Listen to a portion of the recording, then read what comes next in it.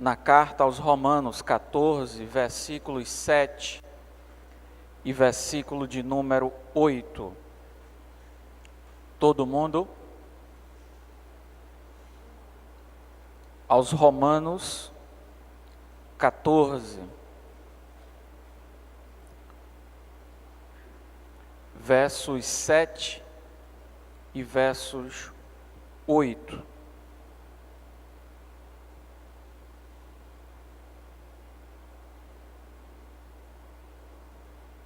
Romanos, capítulo 14, versículos de número 7 e de número 8. Todo mundo achou? Amém? Eu farei uma leitura e depois todos nós leremos os dois versos. Pois nenhum de nós vive apenas para si, e nenhum de nós morre apenas para si. Se vivemos, vivemos para o Senhor. Se morremos, morremos para o Senhor. Assim, quer vivamos, quer morramos, pertencemos ao Senhor. Amém? Todo mundo juntos, vamos lá, 7 e 8. Pois nenhum de nós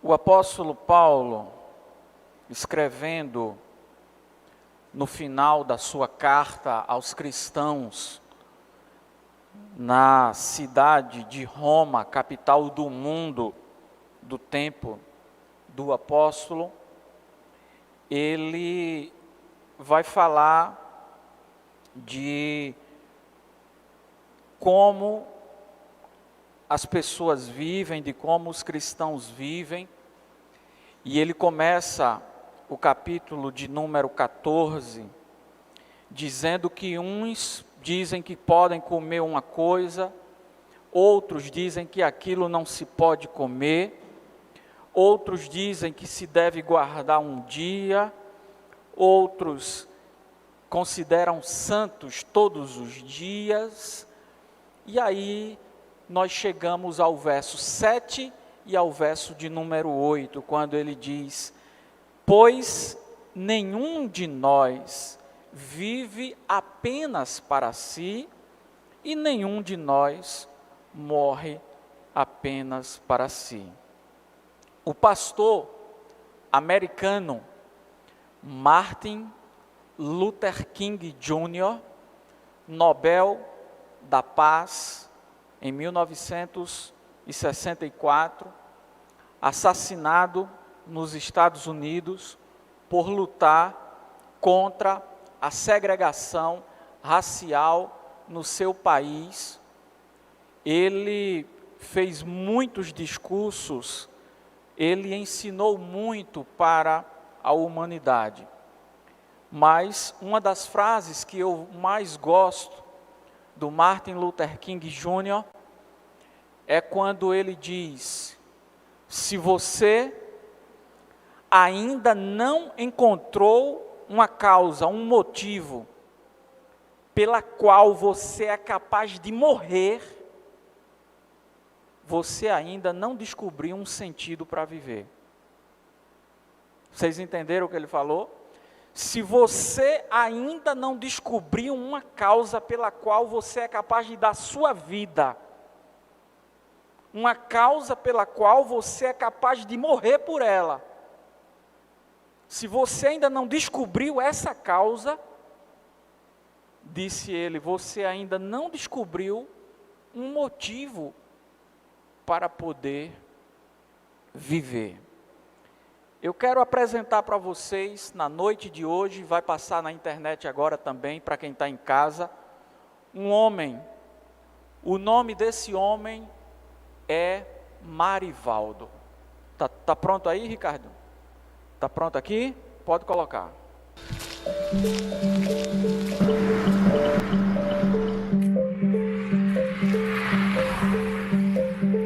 Eu saio daqui de casa só com minha bolsa de viagem. Dentro eu levo a capa de chuva, o brusão, meu copo, o celular, minha escova de dente e uma pasta. Pronto, é meu equipamento de viagem.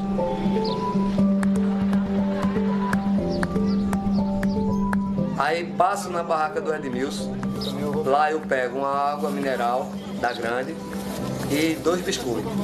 Pronto, daí sigo viagem.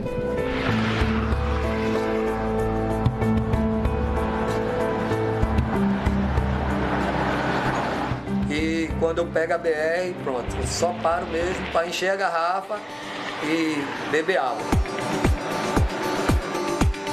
Eu morei 20 anos, né, em Olinda. E faz 10 que hoje eu resido em Pombos. Eu sempre gostei de acompanhar o esporte. Lá de Olinda para a ilha era bem mais perto, dá 1h30. Então eu dificilmente faltava jogo.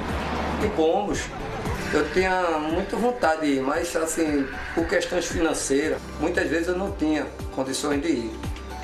E quando foi uma determinada vez, eu digo, sabe uma coisa, Deus me deu 2 pernas, me deu disposição e eu não vou perder mais nenhum jogo do esporte. Em 2017, que é a primeira vez. Daí pra cá, eu não deixei mais de fazer. Tem aqueles que dizem que eu sou louco, tem aqueles que dizem que isso é coisa para bestalhado. O que os demais pensam, para mim não importa. Eu faço isso porque eu me sinto bem, entendeu? Eu gosto. Eu só dei satisfação a 2 pessoas. Primeiramente a Deus e segundo minha mãe. Ele está aqui de pé, vai para a ilha, eu reclamo com ele não... Mãe, eu gosto. Então você gosta, meu filho. Vá com Deus. Mas que eu fico muito nervosa. Meu pai, ele era Esporte Clube do Recife. E, inclusive, lá em Bezerros, ele fez um clube chamado Esporte Clube Bairro Novo. E lá em casa, era tudo vermelho e preto. Não tinha nada de branco. Aproveitando que até hoje eu não gosto de branco. Eu me emociono e me sinto feliz por isso. Que eu tenho vontade, eu tenho disposição. Coisa que ninguém tem coragem. Às vezes tem até vontade de fazer, mas não tem coragem. Em momento algum eu nunca pensei em desistir, até porque eu tenho um objetivo a chegar lá, que é o meu Esporte Clube do Recife.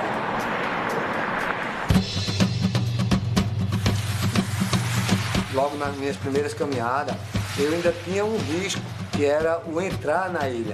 Saía de casa sem nenhum centavo, sem ingresso, sem ter a certeza que iria entrar. Você sair de casa com dinheiro no bolso, gasolina no carro, transporte disponível, ingresso pago. É bom demais, pô. Agora eu quero ver você sair de casa como eu saio. Isso é significante demais para mim. Muitos já me conhecem, me sinto em casa. É como se fosse minha família. Eu conheci um mundo que eu não conhecia. Para mim o esporte era só um campo de futebol e aquele campo de treino. Na realidade é um mundo dentro do outro. O esporte é maravilhoso, é lindo. Eu nunca saí de casa esperando empate, derrota, de jeito algum. Eu vejo o esporte campeão da Série B de 2019. Então não saio com expectativa de perder. Quando perde, realmente a volta é triste. Mas eu tenho que voltar, né? Inclusive, à noite eu não durmo. Eu fico perturbado. Quando ganha é maravilhoso. Quando ganha é uma coisa inexplicável. É coisa vem de dentro da alma.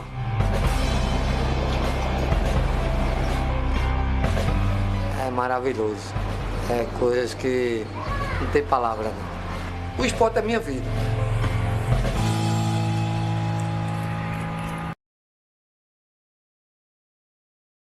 História.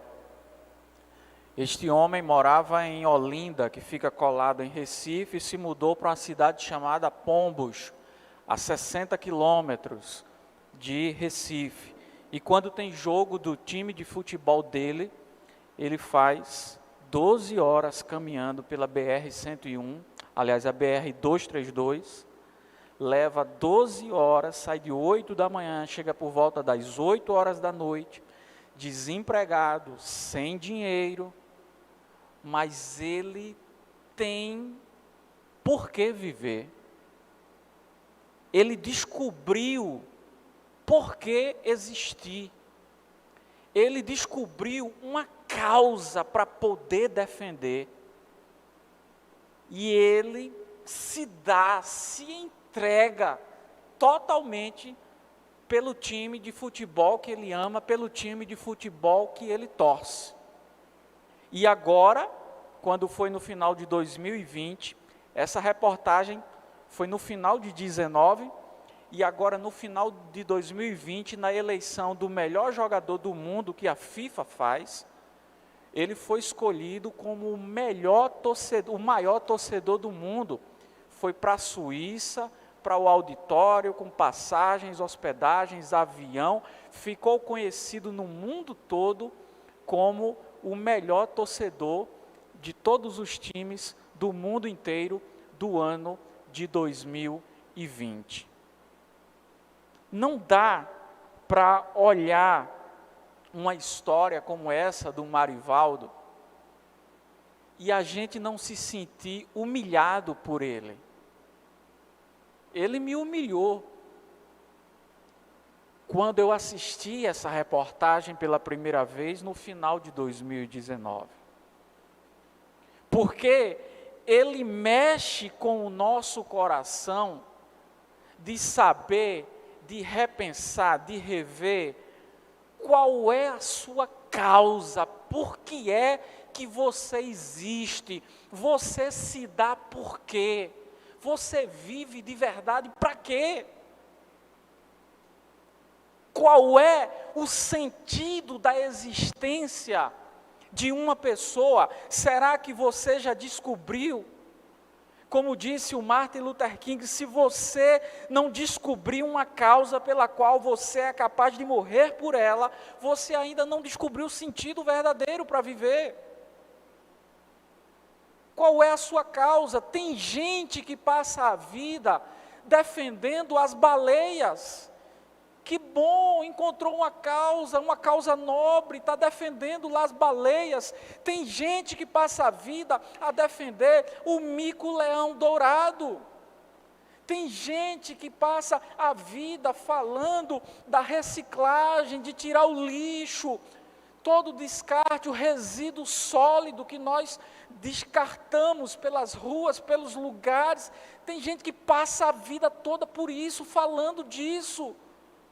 Tem gente que passa a vida toda falando sobre o aborto, defendendo o aborto, que a mulher tem que fazer aborto, que o corpo é dela. É uma causa diabólica, é uma causa demoníaca, de acordo com as escrituras sagradas. Mas essa pessoa tem uma causa, ela tem um motivo para viver, ela tem uma bandeira para levantar.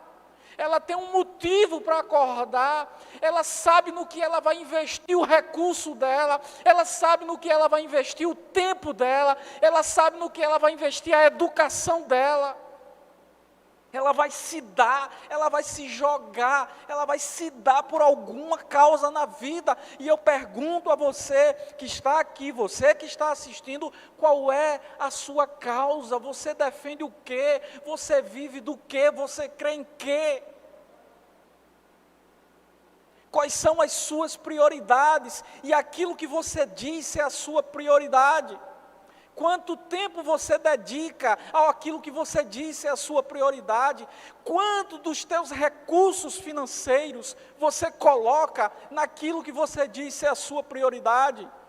Quanto do seu tempo, da sua inteligência, do seu conhecimento, da sua saúde? Qual é a sua causa? Você vive para quê? Ao nosso redor é muito fácil encontrarmos pessoas que dizem assim: fulano, ele vive pelo filho, ela vive pela filha, aquele filho é tudo para ela, aquele filho é tudo para ele. Algumas outras pessoas ao nosso redor dizem assim: aquele marido é tudo para aquela mulher. O outro diz: não, aquela esposa é tudo para aquele marido, ele faz tudo o que ela quer. Qual que é a sua causa? Qual que é a sua bandeira? Você defende o quê? Você vive de quê?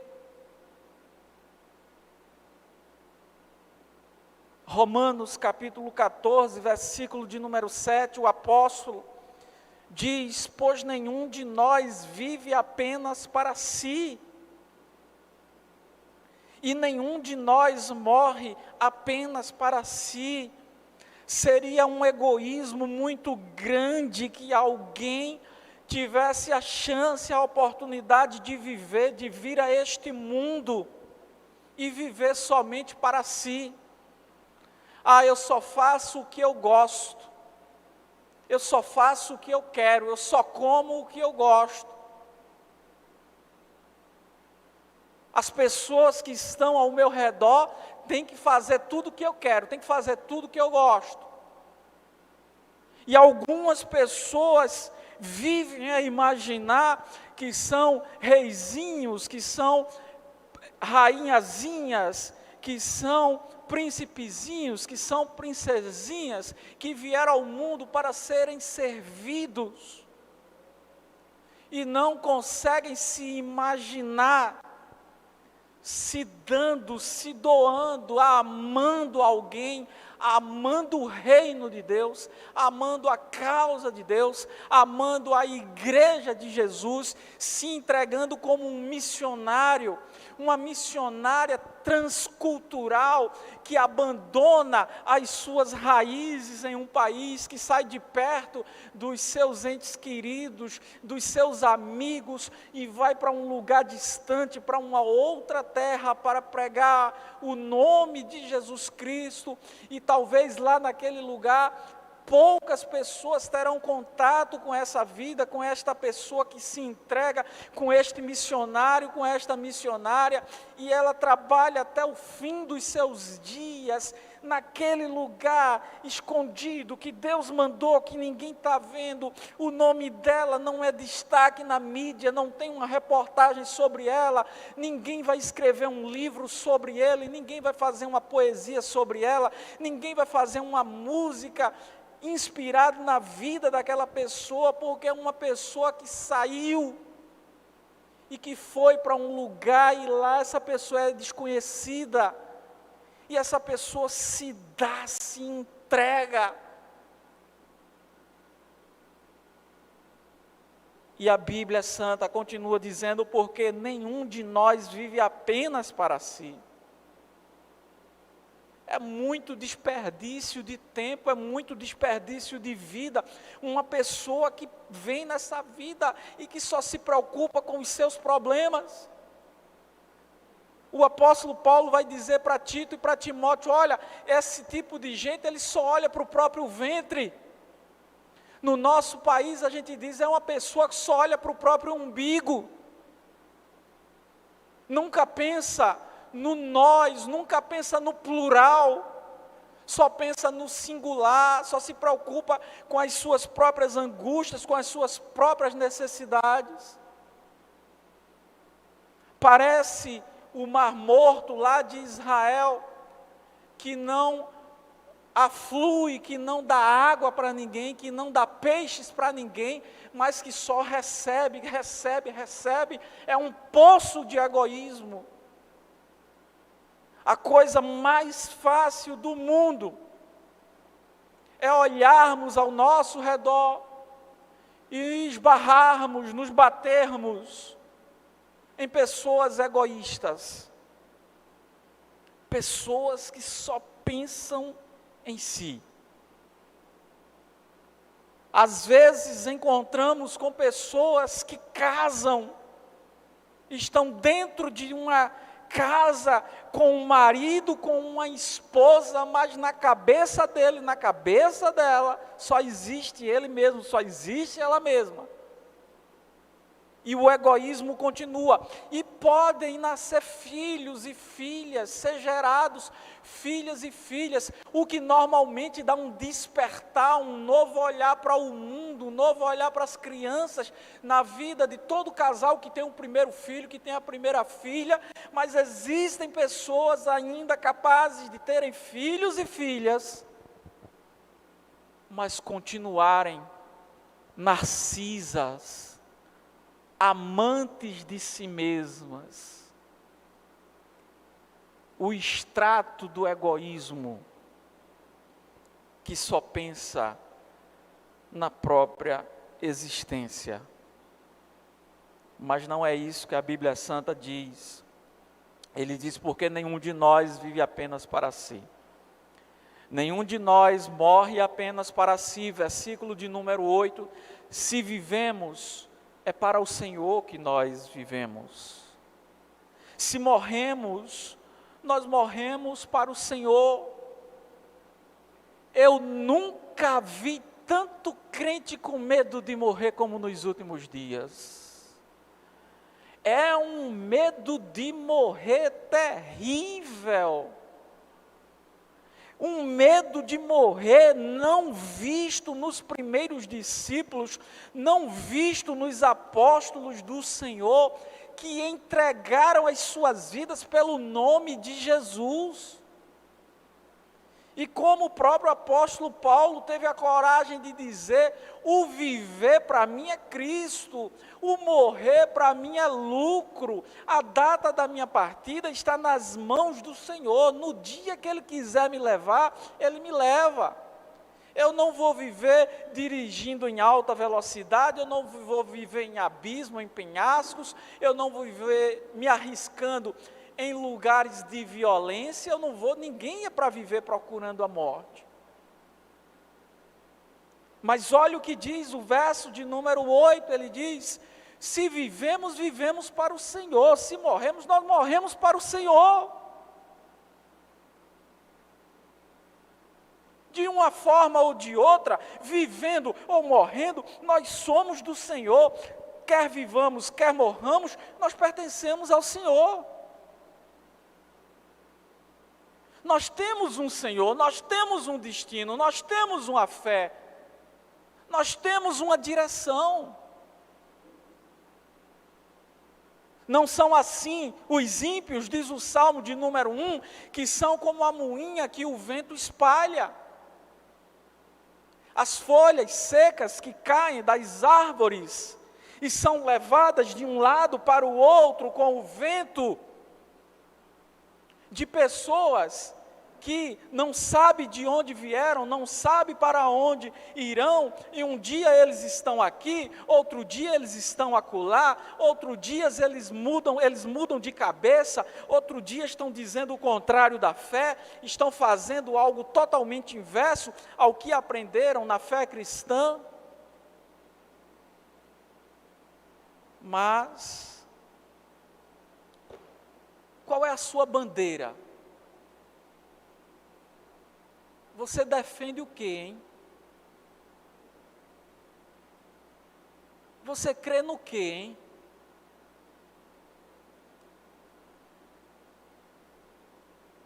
Será que se eu ou qualquer outra pessoa chegar para uma pessoa muito íntima sua, que te conhece muito bem, ou quando você está numa roda de conversa e você sai, e alguém pergunta assim, olha, essa pessoa que saiu daqui agora, esse homem, essa mulher aqui que saiu aqui agora, ela defende o que na vida? Ela crê em quê?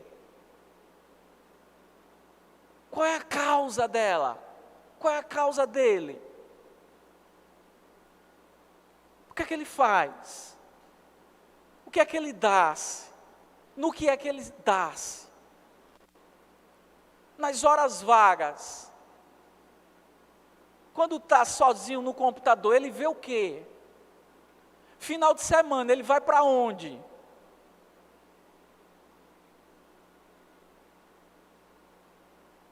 O que é que ela faz? O que é que ele crê? Qual é a bandeira?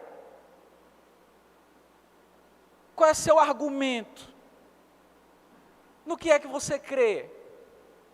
O que é que você acha que alguém que te conhece muito bem, muito próxima de você, iria dizer assim: olha, aquela pessoa ali, olha, aquela ali, aquele ali, é alguém que defende isso, é alguém que a gente pode contar nessa área, é alguém que vai defender o Rio São Francisco, é alguém que vai defender as baleias,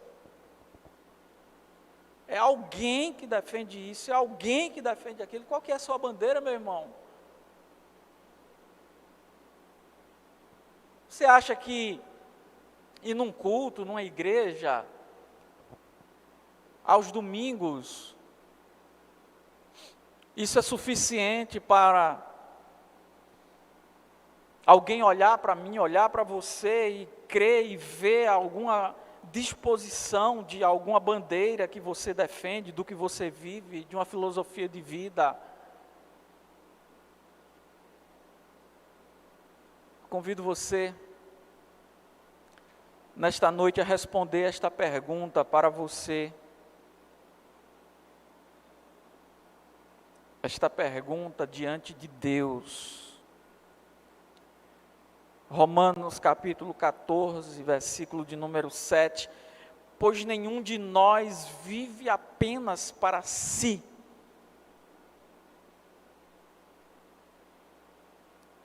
E nenhum de nós morre apenas para si. Um homem me procurou e disse: olha,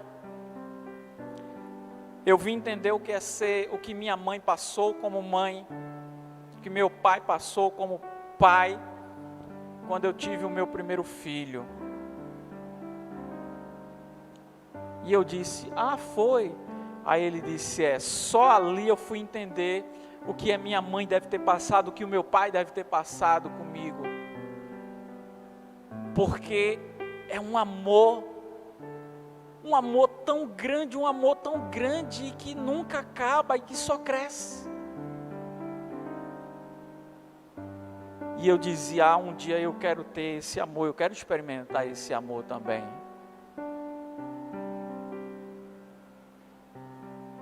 E um dia na minha casa, estava acabando a bandeja de iogurte, só tinha um. Eu fui na geladeira para comer um iogurte, e só tinha um. E ali na frente daquela geladeira, eu dei meia volta e disse: não vou comer não. Eu vou deixar para minha filha comer.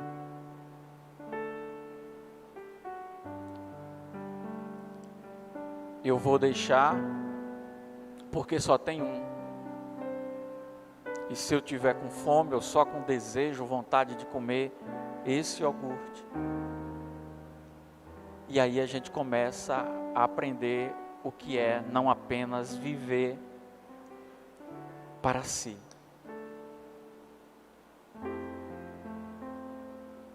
E aí vem Marivaldo, que mora a 60 quilômetros do estádio de futebol, desempregado, e caminha quase 15 mil passos para ir a um campo de futebol, assistir uma partida de futebol.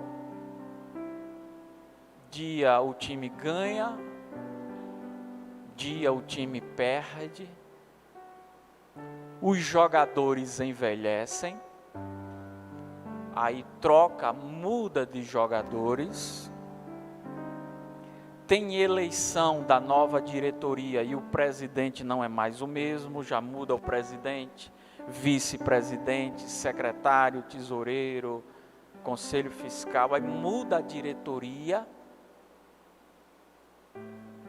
E eu me pergunto, o que é que se torce por um time? Por que é que a gente torce por um time? Porque os jogadores mudam quando ficam velhos. A diretoria muda. Uma hora ele perde, outra hora ele ganha. E por que que as pessoas são tão apaixonadas por um time e que saem 60 quilômetros, termina o jogo, ele vai na frente do esporte clube, tem um supermercado, o Carrefour, ele fica lá com o vigia deixa ele dormir por ali, quando o sol nasce, ele pega o caminho de volta, na margem da BR, os carros passando, ele volta para casa, para no próximo domingo ou na próxima quarta fazer tudo novamente.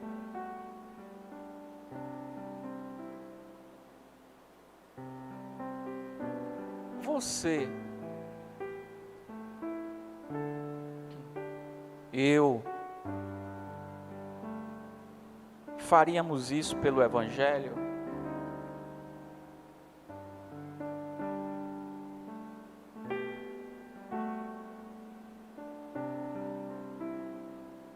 Faríamos isso pelo nome do Senhor Jesus?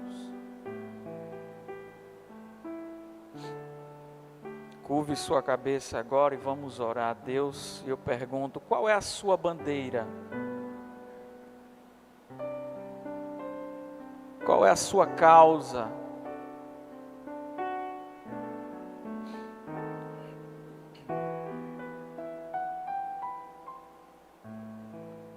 Você vive para defender o quê?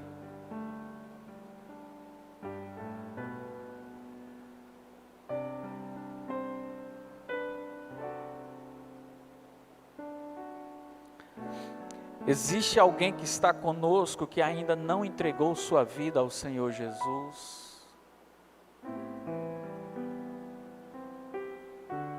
E que você decide entregar sua vida hoje ao Filho de Deus Jesus Cristo? Levante sua mão, eu quero orar por você em nome de Jesus. Aí mesmo onde você está, levante sua mão e a gente ora no nome de Jesus.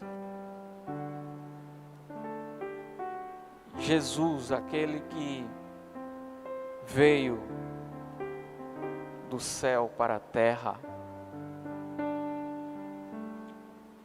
porque a causa dele era salvar, a causa dele é salvar o mundo, salvar a humanidade, salvar a minha alma da perdição, salvar a sua alma da danação, da condenação. A causa de Jesus era o amor, o motivo de Jesus era a obediência ao Pai do céu. E Ele veio para te salvar. Existe alguém que está conosco, que entrega agora sua vida a Jesus? Levante sua mão para eu ver você. Em nome de Jesus. Jesus não andou apenas 60 quilômetros como o Marivaldo. Jesus, ele veio do céu para a terra para ser ultrajado, traído, humilhado, porque a causa dele é o amor, a causa dele é a salvação, é a obediência ao Pai. Olhe, não passe essa vida sem se entregar a Jesus. Não passe essa vida. Amado Deus, poderoso Pai, no nome do Teu Filho Jesus, queremos Te agradecer, porque a Tua palavra diz que nenhum de nós vive para si. nenhum dos teus servos, das tuas servas, vive para si ou morre para si. Pois se vivemos ou se morremos, somos do Senhor. Estamos nas tuas mãos. Queremos fazer a tua vontade. Se existe alguém nos assistindo agora, ou alguém presente aqui, que deseja, Senhor, fazer esta decisão, segura na mão dela, segura na mão dele, que talvez agora esteja pesando muito e que não consegue levantar a mão, mas o coração bate forte pelo teu Filho Jesus. Ó Pai, dá força a este homem, dá força a esta mulher para se encontrar com o teu Filho Jesus. No nome de Jesus nós oramos. Amém. Amém.